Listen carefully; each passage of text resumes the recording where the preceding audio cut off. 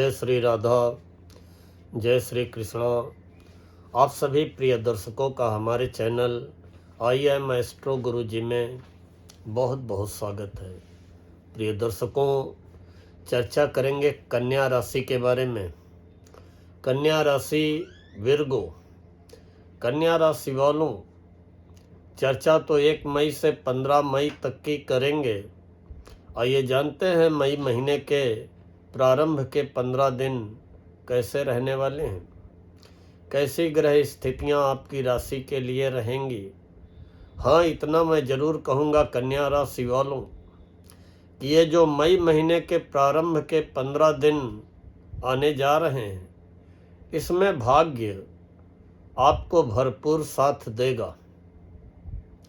जब भाग्य आपके साथ में है तो फिर जो भी आप प्रयास करेंगे या जो भी आपकी रुकी हुई अधूरी योजनाएं होंगी वो निश्चित ही पूरी होंगी और किए गए प्रयत्नों में भी आपको सफलता मिलेगी, या दूसरे शब्दों में कहें कि हर कार्य में सफलता मिलेगी। कुछ ऐसी भी स्थितियां हैं कि अचानक आपको नौकरी में स्थान परिवर्तन के मौके मिलेंगे, अचानक आपको नौकरी में पदोन्नति के अवसर मिलेंगे, व्यापार व्यवसाय में धन लाभ के भी अवसर मिलेंगे।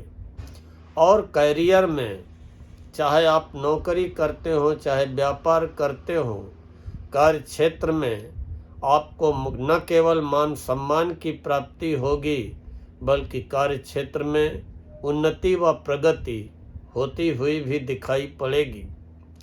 देखिए, 1 मई को कुछ ऐसी ग्रह स्थितियां रहेंगी। राहु 6ठे घर में, शनि मंगल 7वें घर में, उच्च के सूर्य बुध के साथ 8वें घर में, स्वराशि के शुक्र 9वें भाग्य भाव में, गुरु आपके कार्य क्षेत्र में और केतु 12वें घर में व्यय भाव में। देखिए, सूर्य 8वें घर में हैं, ग्रहों के राजा हैं और आपके व्यय के स्वामी हैं, तो द्वादश भाव के स्वामी का अष्टम भाव में आना ये एक विपरीत राजयोग बनता है। और वो भी यहाँ पे सूर्य उच्च के हैं, जो कि 15 मई सुबह 6:21 तक सूर्य उच्च राशि मेष में आपकी राशि से 8वें घर में रहेंगे। फिर 15 मई को सुबह यही सूर्य वृष राशि में प्रवेश करके भाग्य भाव में पहुंच जाएंगे। अभी उच्च के 8वें सूर्य निश्चित ही सरकारी नौकरी में मनचाहा ट्रांसफ़र दिलाने का कार्य करेंगे, पदोन्नति दिलाने का कार्य करेंगे, मान सम्मान में वृद्धि कराएंगे और अचानक आपको बड़े परिवर्तन दिखाई पड़ सकते हैं। आपके आत्मविश्वास आत्मबल में वृद्धि करेंगे। सूर्य तो आपको 8वें घर में बैठ करके अचानक बाहरी संबंधों से या विदेशी संबंधों से आपको लाभ दिलाने का कार्य करेंगे। जहाँ तक मंगल की बात है, मंगल मीन राशि में 11 मई की दोपहर तक 7वें घर में रहेंगे। ये समय आपको सावधानी का है, क्योंकि 7वें मंगल दाम्पत्य जीवन में तनाव, विवाद, मतभेद, कलह का वातावरण बनाते हैं। आपके क्रोध में भी वृद्धि करेंगे, क्योंकि मंगल 7वीं दृष्टि आपकी राशि पे डालेंगे। वहीं पे शनि भी विराजमान है। तो अब 11 मई की दोपहर तक आपको अपने बिजनेस पार्टनर के साथ, अपने लाइफ पार्टनर के साथ व्यर्थ का वाद विवाद करने से बचना होगा। अपने क्रोध पे, आवेश पे नियंत्रण रखना होगा। हो सके तो हर मंगल हनुमान मंदिर अवश्य जाते रहें। लेकिन 11 मई को दोपहर में 12:38 पे यही मंगल मीन राशि से निकलकर 8वें घर में स्वयं की राशि मेष में आ जाएंगे। वैसे गोचर में 8वें मंगल अच्छे नहीं होते हैं, लेकिन अब जब स्वयं की राशि में होंगे, अष्टम भाव में होंगे, तो आपको जमीन जायदाद का कोई मामला अटका होगा, उसमें विजय व सफलता दिलाएंगे। पैतृक संपत्ति का कोई विवाद होगा, उसको समाप्त करेंगे। पैतृक संपत्ति से लाभ कराएंगे। जमीन जायदाद के कार्यों से लाभ कराएंगे। अटके हुए फंसे हुए धन को दिलाने का कार्य करेंगे। इसके अलावा अगर आप किसी भी प्रकार का विरासत, वसीयत में किसी भी प्रकार का विवाद आ चुका है, वो विवाद समाप्त होंगे। वसीयत के द्वारा विरासत में धन संपत्ति 8वें मंगल स्वराशि के दिलाने का कार्य करेंगे। लेकिन अपनी वाणी में कठोरता या वाणी में उग्रता लाने से बचना है, क्योंकि एकाएक मंगल आपकी वाणी में उग्रता लाने का कार्य करेंगे। बाकी अष्टमें षष्टम में है, आपका कहीं भी फंसा धन होगा, रुका हुआ धन होगा, या जमीन जायदाद का कोई उलझा हुआ मामला होगा, उसे 11 मई से मंगल सुलझाने का कार्य करेंगे। जहाँ तक बुध की बात है, बुध मेष राशि में आपकी राशि से 8वें घर में विराजमान है। बुध हैं आपके कैरियर के स्वामी और बुध हैं आपकी राशि के स्वामी। अब देखिए, राशि के स्वामी का बहुत बड़ा महत्व होता है और 8वें बुध भी अच्छे परिणाम देते हैं। और ये बुध 8वें घर में 14 मई तक रहेंगे। लेकिन बुध के जो अच्छे परिणाम मिलने चाहिए, कैरियर को लेकर के, स्वास्थ्य को लेकर के, आपके द्वारा किए गए प्रयासों को लेकर के, उन परिणामों को पाने के लिए आपको अतिरिक्त प्रयास करने पड़ेंगे, क्योंकि बुध 2 मई को अस्त हो जाएंगे और फिर 25 मई को बुध का उदय होगा। लेकिन फिर आपको जो है 26 मई से बुध अच्छे परिणाम देना प्रारंभ कर देंगे। जहाँ तक गुरु की बात है, गुरु आपके करियर में 10वें भाव में बैठे हैं, जो कि नौकरी, व्यापार, व्यवसाय में आपको मान सम्मान दिलाने का कार्य करेंगे। आपकी उन्नति व प्रगति कराने का कार्य करेंगे। और यही गुरु 2 जून को जब उच्च राशि कर्क में पहुंच जाएंगे तो बेतहाशा आपकी आमदनी में वृद्धि करने का कार्य करेंगे। जहाँ तक शुक्र की बात है, शुक्र भाग्य के स्वामी हैं और भाग्य भाव में ही विराजमान है। धन के भी स्वामी हैं, भाग्य के स्वामी हैं, भाग्य भाव में ही विराजमान है। तो भाग्य के स्वामी का भाग्य भाव में होना, इसका मतलब कि अब आपको भाग्य का पूरा साथ मिलेगा। जो भी आपके रुके कार्य होंगे, अटके कार्य होंगे, रुकी योजनाएं होंगी, बड़ी तेजी से पूरा होना प्रारंभ हो जाएंगी। किस्मत आपके साथ में है। अब आपको सिर्फ योजनाएं बनाना है, बनाई गई योजनाओं पे अमल करते हुए आगे बढ़ना है। निश्चित ही आपको सफलता मिलेगी। हाँ, ये भाग्य भाव में शुक्र वृष राशि में 14 मई दिन में 10:53 तक रहेंगे। फिर 14 मई को दिन में 10:53 पे यही शुक्र मिथुन राशि में प्रवेश कर जाएंगे और वहाँ पे 8 जून तक आपकी राशि से 10वें घर में रहेंगे। उस समय आपको 14 मई दिन में 10:53 से लेकर के 8 जून तक कार्य क्षेत्र में विशेष रूप से सावधान व सतर्क रहना होगा। लापरवाही नहीं करनी होगी, किसी पे अति विश्वास नहीं करना होगा। शनि आपकी राशि से 7वें घर में है।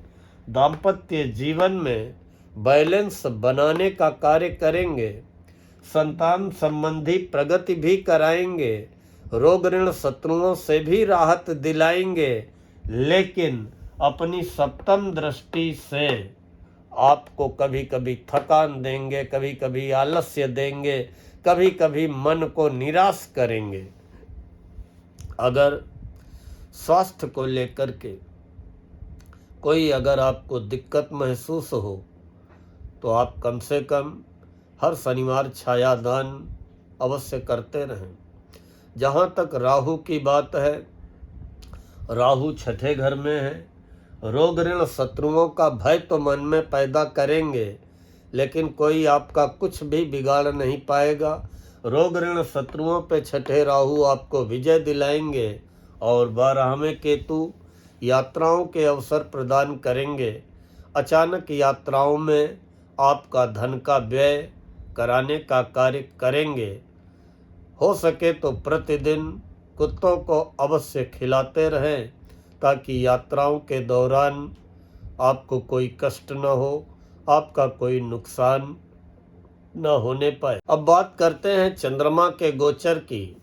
1 और 2 मई को चंद्रमा धन भाव में रहेंगे और निश्चित ही आपको कहीं न कहीं से धन का लाभ कराएंगे, कुटुंब परिवार का सुख दिलाएंगे और छोटी मोटी व्यापारिक यात्राएं आपको अच्छे परिणाम देने का कार्य करेंगी। 3 मई से 5 मई दिन में 1 बजे तक चंद्रमा तीसरे घर में रहेंगे, लेकिन अपनी नीच राशि में रहेंगे। आपके मन में कोई चिंता, कोई डर पैदा कर सकते हैं। अचानक भाइयों मित्रों से मतभेद की स्थितियां आ सकती हैं। 3 मई से लेकर के 5 मई दिन में 1 बजे तक व्यर्थ का डर, व्यर्थ की शंकाओं से बचें। मित्रों, भाइयों, बहनों से उलझने का प्रयास न करें। आप अपने साहस पराक्रम में कमी महसूस कर सकते हैं क्योंकि चंद्रमा नीच के होंगे। 5 मई दिन में 1 बजे से लेकर के 7 मई तक ये समय विशेष रूप से सावधानी रखनी होगी क्योंकि चंद्रमा आपकी राशि से चौथे घर में आ जाएंगे।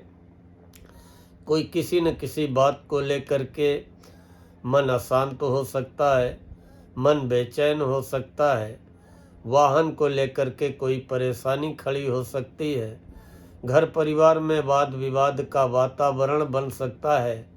इसलिए 5 मई दिन में 1 बजे से लेकर के 7 मई तक मन को शांत रखें, धैर्य रखें और किसी कार्य में जल्दबाजी न दिखाएं। जमीन जायदाद प्रॉपर्टी से रिलेटेड किसी मामले को जल्दबाजी में हल करने का प्रयास न करें। लेकिन 8 मई से लेकर के 10 मई दोपहर 12 बजे तक 5वें चंद्र मानसिक चिंताओं को समाप्त करेंगे, संतान संबंधी राहत प्रदान करेंगे, विद्यार्थियों को मनचाही सफलता दिलाएंगे, प्रेम प्रसंगों में सफलता दिलाएंगे और अचानक आपको धन लाभ के अवसर प्रदान करेंगे। 10 मई दोपहर 12 बजे से लेकर के 12 मई तक छठे चंद्र हर प्रकार की सफलता दिलाएंगे, वाद विवाद कोर्ट कचहरी के मामलों में सफलता दिलाएंगे, विद्यार्थियों को परीक्षाओं में सफलता दिलाएंगे, इंटरव्यू वगैरह में सफलता दिलाएंगे, रोग ऋण शत्रुओं पे विजय दिलाएंगे और किए गए परिश्रम का पूरा लाभ दिलाने का कार्य करेंगे। 13 और 14 मई को चंद्रमा आपकी राशि से 7वें घर में आ जाएंगे। जीवन साथी का सुख सहयोग मिलेगा, व्यापार में सफलता मिलेगी, साझेदारी के मामलों में सफलता मिलेगी, मन शांत रहेगा और हर कार्य में आपको सफलता मिलेगी। 15 मई को चंद्रमा आपकी राशि से 8वें घर में आ जाएंगे। 15 मई को भी विशेष रूप से सावधान रहना है, खासकर अपने स्वास्थ्य को लेकर के, खान पान को लेकर के, लेन देन को लेकर के किसी भी प्रकार का आर्थिक जोखिम उठाने से बचना है। प्रिय दर्शकों, 1 मई से 15 मई तक केवल आपको विशेष रूप से जो सावधान रहना है, 5 मई दिन में 1 बजे से लेकर के 7 मई तक, फिर उसके बाद 15 मई को। बाकी समय बहुत अच्छा व्यतीत होने वाला है। भाग्य के स्वामी, सारे सुख साधन प्रदान करने वाले शुक्र आपके फेवर में हैं, ग्रहों के राजा सूर्य आपके फेवर में हैं, मंगल भी आपके फेवर में 11 मई को दोपहर में आने जा रहे हैं, गुरु आपके फेवर में हैं। 2 जून से तो गुरु आपके जीवन में चमत्कार करने का कार्य करेंगे, इसलिए भाग्य का फायदा उठाइए और जो भी आधे अधूरे रुके कार्य हैं उनको पूरा करने में जुट जाइए। निश्चित ही कन्या राशि वालों, आपको मनचाही सफलता मिलने वाली है। इन्हीं शब्दों के साथ आज मैं अपनी वाणी को यहीं पर विराम देता हूँ। जय श्री राधा, जय श्री कृष्ण।